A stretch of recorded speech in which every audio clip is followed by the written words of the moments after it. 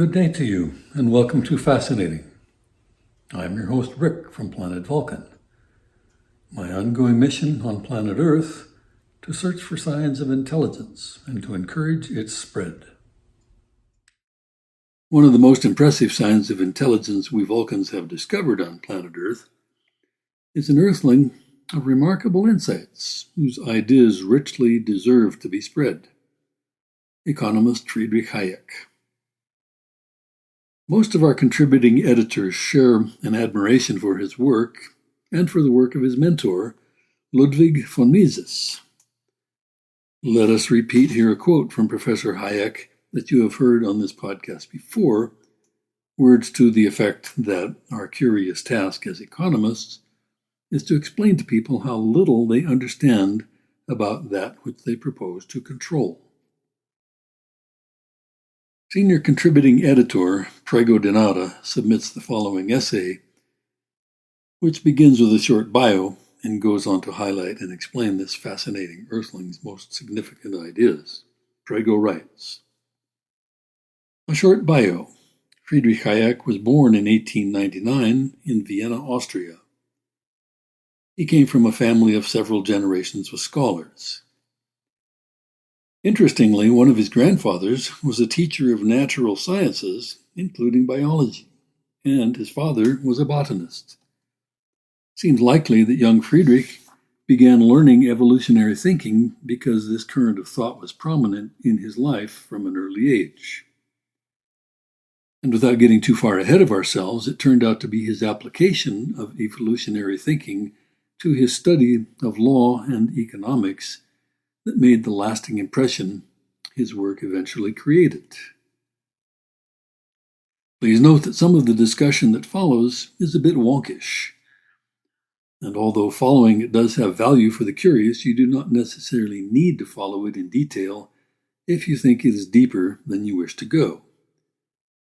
The important takeaway in the discussion is the application of evolutionary thinking and the resistance to evolutionary thinking displayed by the devotees of intelligent design thinking.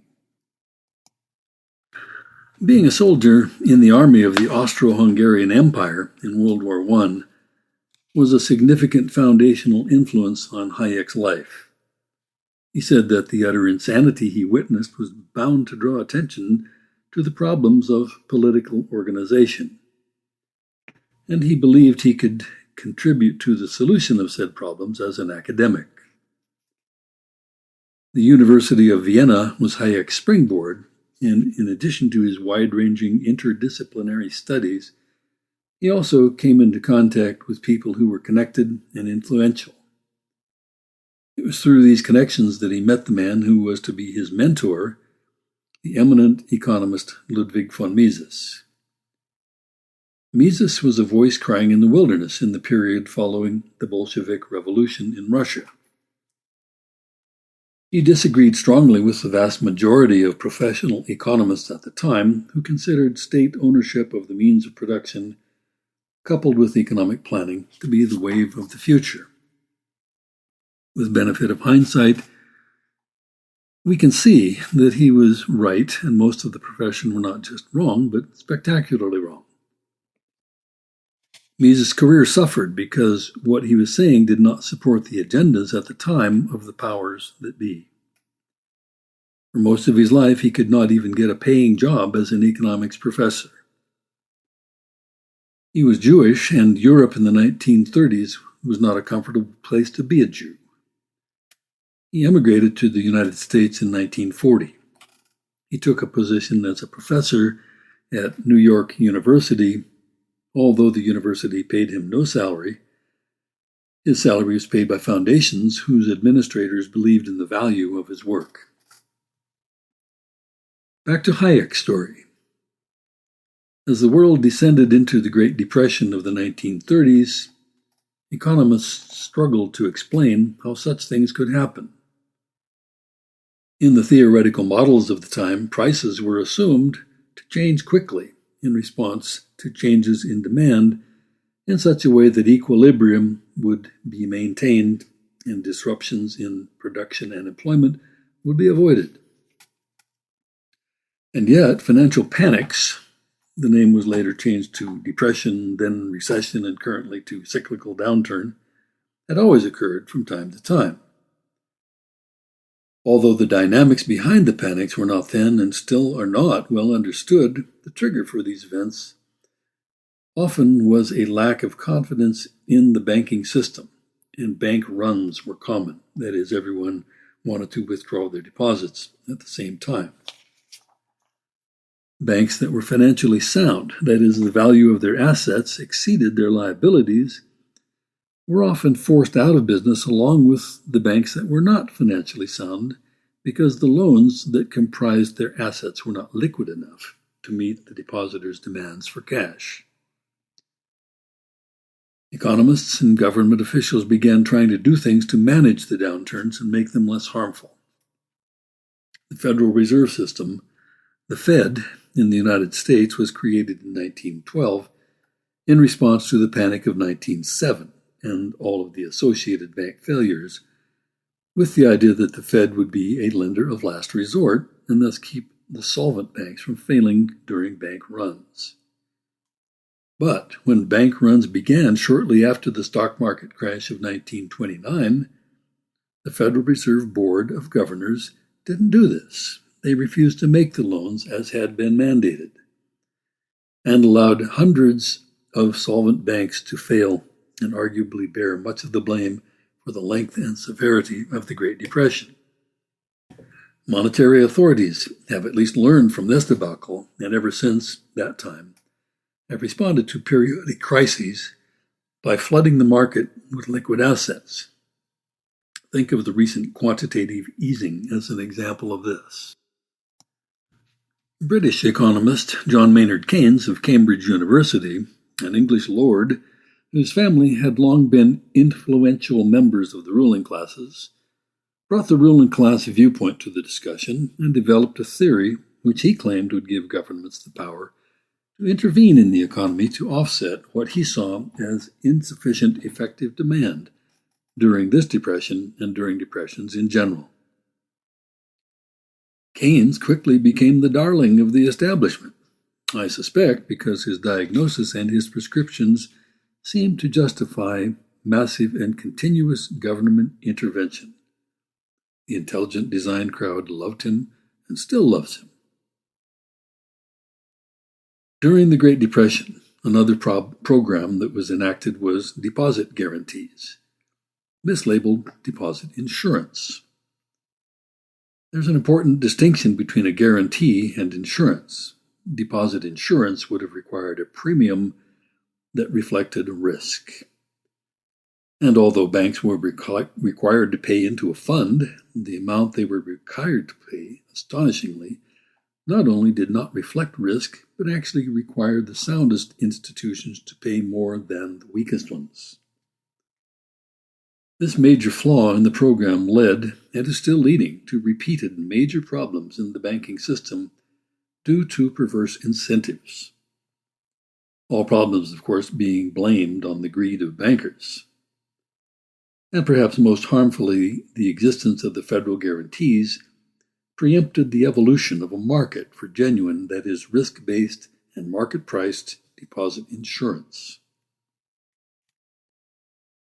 I have in front of me a copy of the 7th edition of Economics, an introductory analysis by Paul Samuelson of MIT, a standard college text for several decades following World War II.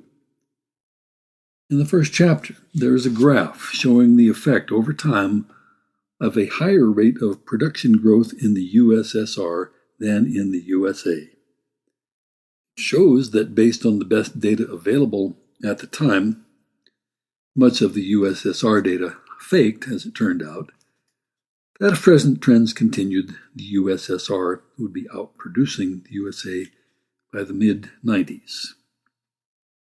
Of course, the USSR did not even continue to exist by the 1990s. Samuelson's caption goes on to say that he always strove to use the art of judgment to arrive at his conclusions free of either wishful or paranoid thinking. Sounds very sciencey, does it not? We now know, because of lengthy and broad-based attempts to implement economic planning, that Samuelson and most of the rest of the profession were absolutely wrong about it, and pooh-poohed anyone who tried to say that it wouldn't work. There was clearly something deeply amiss in economic thought. And we have people like von Mises and Hayek to thank for pointing out exactly what was amiss, which was, of course, the deep and abiding influence of the intelligent design fallacy.